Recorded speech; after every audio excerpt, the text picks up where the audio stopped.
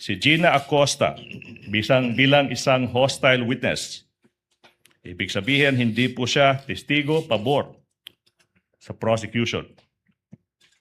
Pangalawa, si Ms. Acosta ay nanunungkulan ngayon bilang Vice Presidential Staff Officer 6 sa Office of the Vice President.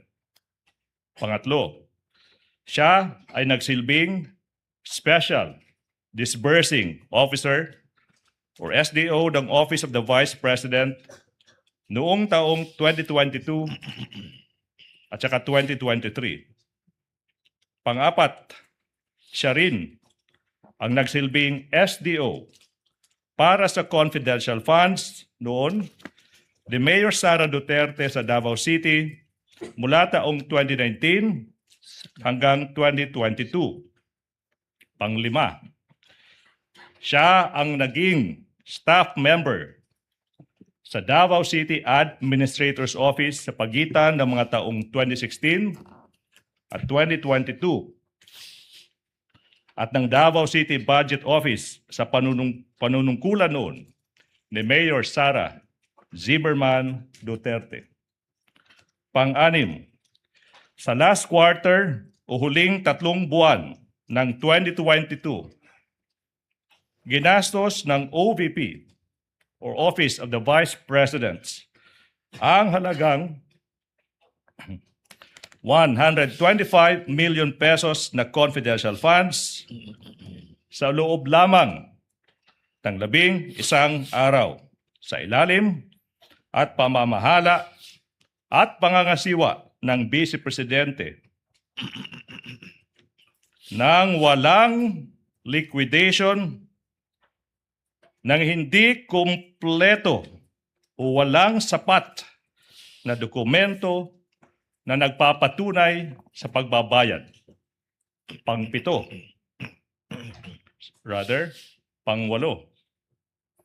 Inatasan ng Vice Presidente ang witness na i-encash ang kabuuhang halaga na 500 million pesos or kalahating bilyon noong ika-20 ng Disyembre 2022, ika-6 ng Pebrero, ika-25 ng Abril, at ika-14 ng Hulyo 2023. I skip number 7, Sa tatlong 3 quarters ng 2023, ginastos ng OVP ang halagang 375 million na confidential funds sa ilalim ng pamamahala at pangangasiwa ng Vice Presidente nang walang liquidation, nang hindi kompleto or walang sapat na mga dokumento na nagpapatunay sa pagbabayad. Let's go to number 9. Ang lahat ng confidential funds na inilaan sa OVP ay na-withdraw in cold cash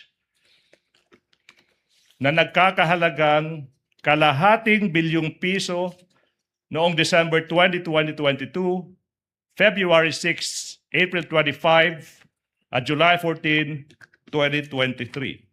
Pang-10, inutusan ni VP Sara na ibigay ang kabuuhang 500 million pesos, 500 million pesos in cold cash sa security officer ng OVP na si Colonel Lachica na hindi isang accountable officer, isang paglabag sa batas.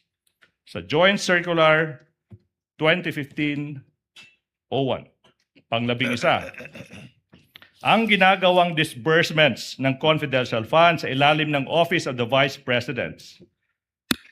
Ang ginawang disbursements ay maraming bahid o namumutakti sa pagsuway at paglabag sa Joint Circular 2015-01.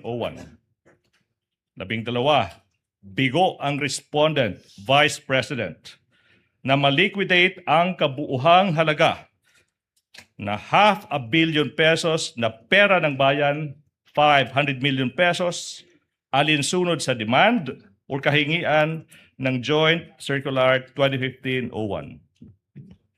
Pang-13, dahil dito, maituturing na ginastos ng Vice Presidente sa pansariling gamit at kapakinabangan ang half a billion pesos na pera ng bayan na confidential funds ng Office of the Vice President. Lastly, Your Honor, please, tutukuyin ng witness ang mga dokumentong may kaugnayan sa mga aligasyong nakasaad sa Articles of Impeachment.